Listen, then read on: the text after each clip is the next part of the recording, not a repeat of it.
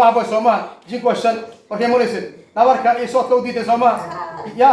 soodka u diiday inay shaqaysto u diiday waa ka fadhiisteen soodka u diiday Soomaa inay shaqaysto u diiday markay maraysid makana maraysid sidii gubayna makana maraysid hadii waysan kuwar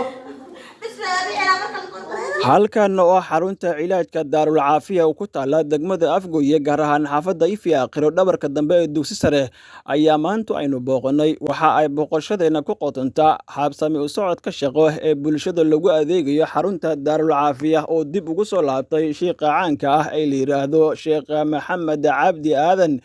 waxaana marka aynu tageynay halkan ka socday shaqo cilaaj ah oo loo hayay hooyooyin fara badan oo Soomaaliyeed kuwaasi oo qabay xanuuno kala duwan oo ruuxi ah waxaana durbaba sheekha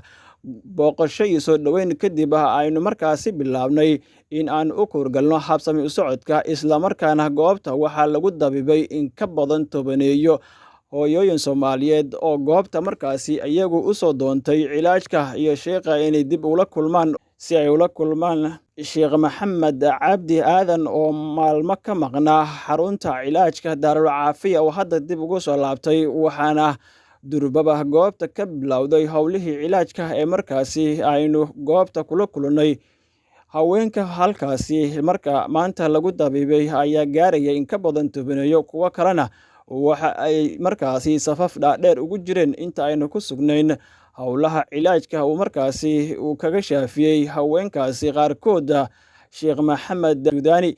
waxaa sidoo kale xarunta ka howlgala shaqaalo heegana oo dadka si wanaagsan u soo dhaweynayo sheekha ayaa inoo sheegay in markaasi safaradiisii uu kaga maqnaa gobolada dalka qaar uu markaasi dabiib u jiray halkaasi balse dib ugu soo laabtay isla markaana xarunta Daarul Caafiya ku soo kordhiyay daawooyin casri ah oo dabiici ah taasi oo dadka markaasi lagu talagalay inay qaataan waxaana markaasi sheekhu uu sheegay inuu sii joogi doono xarunta isla markaana ay ka faa'iideystaan dadka la ildaran iyo kuwa markaasi ka cabanaya dhibaatooyinka xanuunada ruuxiga ah waxaana uu sheegay Sheekh Maxamed inuu halkan uu ka sii howlgali doono in muddo isla markaana bulshada ay ka faa'iideystaan uuna sheegay daawooyin casri ah oo dabiici ah in markaasi bulshada reer Afgoye uu keenay